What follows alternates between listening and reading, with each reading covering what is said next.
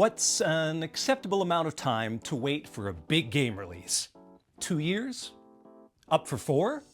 I hope you answered a decade, because that's going to be referenced a lot.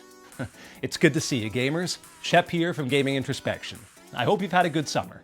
This is mostly just an old man yells at cloud video, but with the recent announcement of Persona 4 Revival, complete with very rough looking footage and no release date, combined with the absolute lack of any reliable information regarding the mysterious Persona 6, it's got me wondering just how companies could spend this much time on a single game. Yes, I know that production values have skyrocketed, and with all that new tech comes more money, time, and people needed to polish up a AAA game. Believe me, I'm older than 80% of my small audience. I know the changes that have taken place better than most, but all these delays and postponements, it's getting to the point where we can't even build up energy for a new game release anymore. Glaciers can't build momentum. Come on. Do something! Let's examine the Persona series first. I was just starting college when Persona 3 came out in 2006. Truth be told, I actually got into the series with Persona 4 in 2008, 2 years later, and then I immediately went back and returned to 3. But regardless, those two games represented a fun, carefree segment of my life. They'd hit the shelves 2 years apart from each other, which was pretty standard. Other examples include Ocarina of Time and Majora's Mask, and the first 2 generations of Pokemon entries. We could look back and say, yeah, that was a great series, and could easily match the games to where we were in our lives. Not to mention, they released on the same consoles, which meant we didn't have to buy new hardware for the sequel. Well, Persona 5 decides to come out 9 years and 2 PlayStations later, and suddenly I'm 30. First of all, how does time pass by that quickly? But also, what was the holdup? It took Atlus 9 years in between games. That's embarrassing enough. But look at our current situation. Persona 6 has many rumors surrounding its release date, but the absolute earliest it's going to be is 2026. Other estimates, which I'd wager are a lot more accurate, peg it at 2027 or even 2028. Over a decade after Persona 5.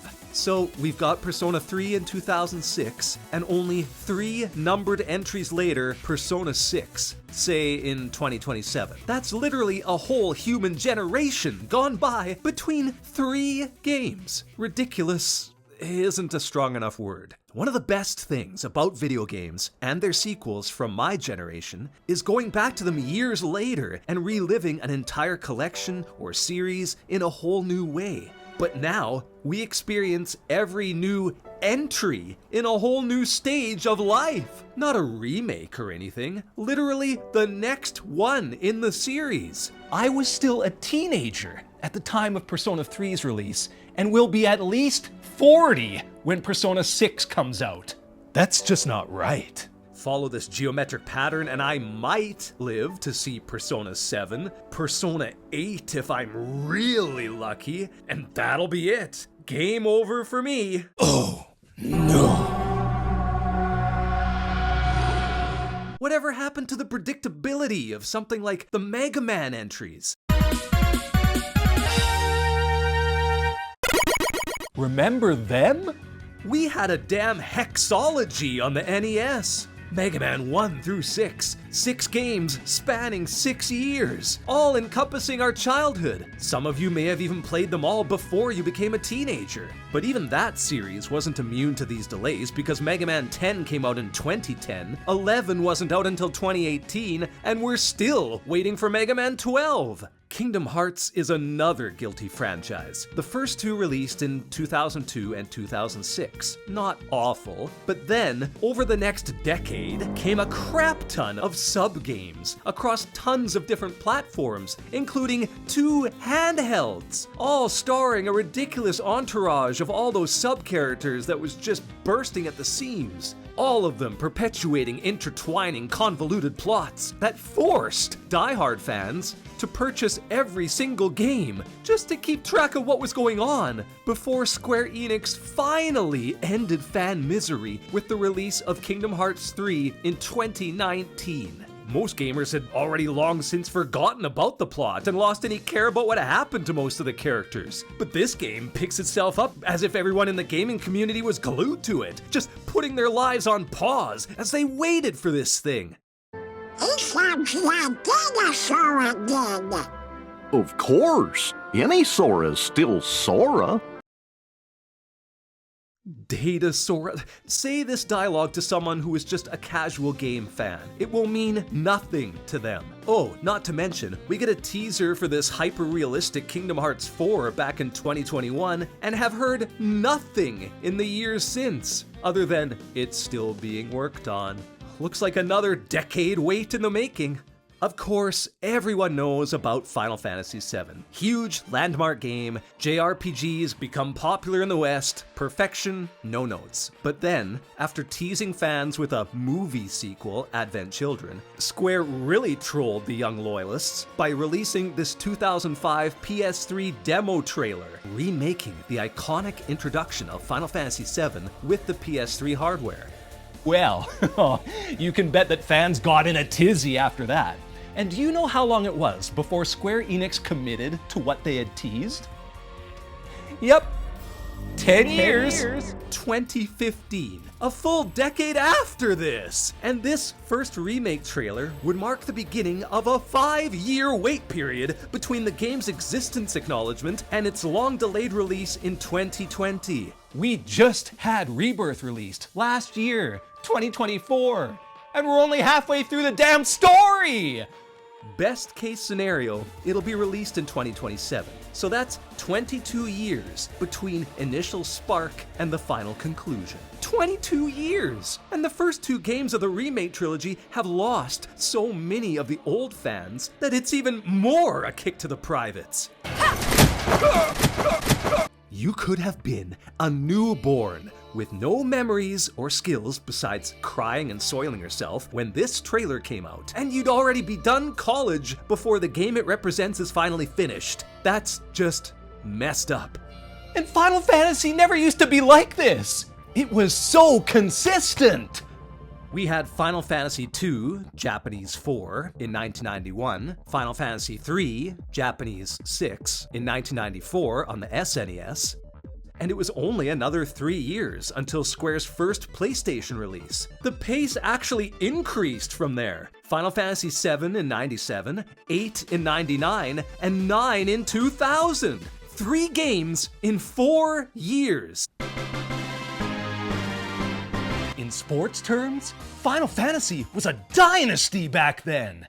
And yes, I'm well aware the team that I cheer for on my cap has never been close to a dynasty. And these were all mainline, full-blown, polished entries that pushed graphics, music, battle systems, characters, and everything else further each time.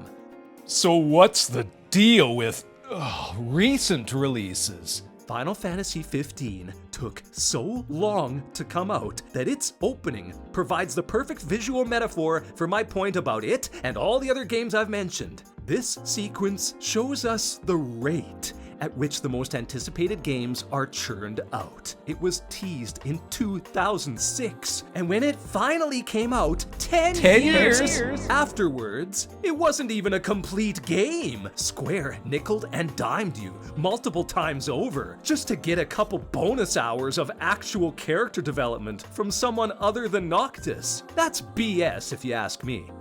As is having to buy a $20 movie just to find out what happens to Noctis' father and the woman he's supposed to marry, Luna Freya. Yeah, you don't find out anything about her in the game, so you better watch this. Seriously, Luna Freya and Noctis's father, the king, each have maybe 2 minutes of screen time in Final Fantasy 15. Yeah, so you better buy this movie to see what kind of people those two are and why they might have been important. How could you develop a game for 10 years and forget to provide any backstory on the protagonist's father and fiancé? Imagine if Aerith just showed up on a whim in Final Fantasy VII for 30 seconds and then died her dramatic death later on. Complete disconnect. Final Fantasy XV has some of the worst storytelling in the series. But hey, enough rage bait, as the kids say. Let's take this into a more positive direction by talking about blood and guts. Resident Evil 2. Resident Evil, to its credit, actually bucks the trend I'm ranting about. 1996, 98, 99, and 2000. From the original to Code Veronica. Boom, boom, boom. Done. Each entry gave you the scares and plot advancements and gameplay refinements that kept you hooked.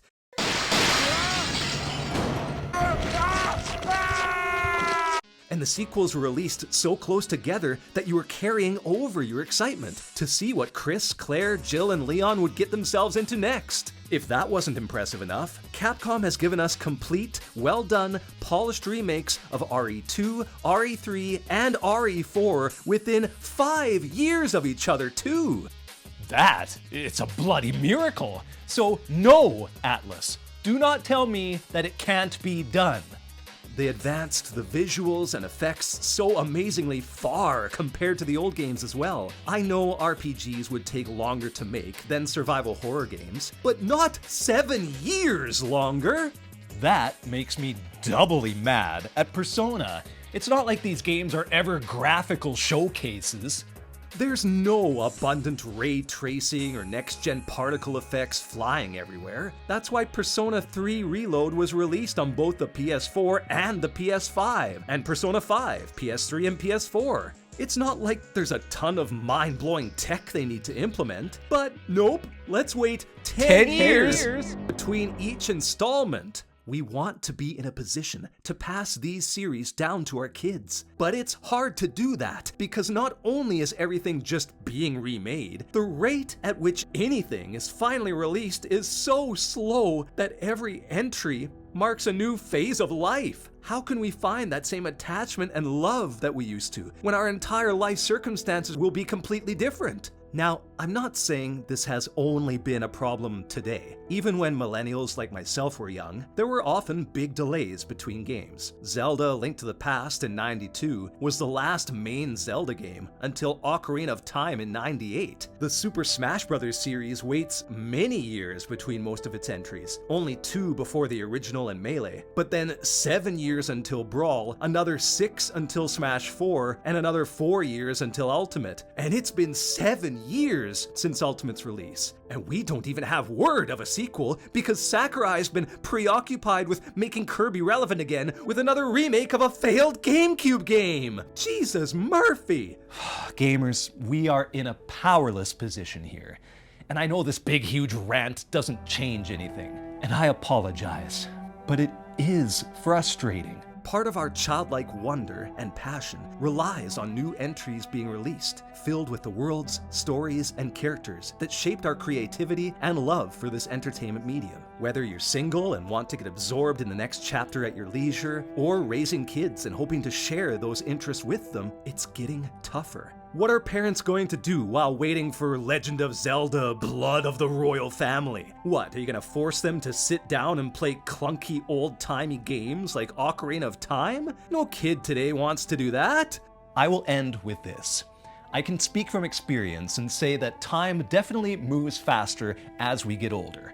So for that time sensation to be reversed when it comes to game releases, having it seem that they're slower than ever, that's as big of an indictment I can make on the way the industry is today.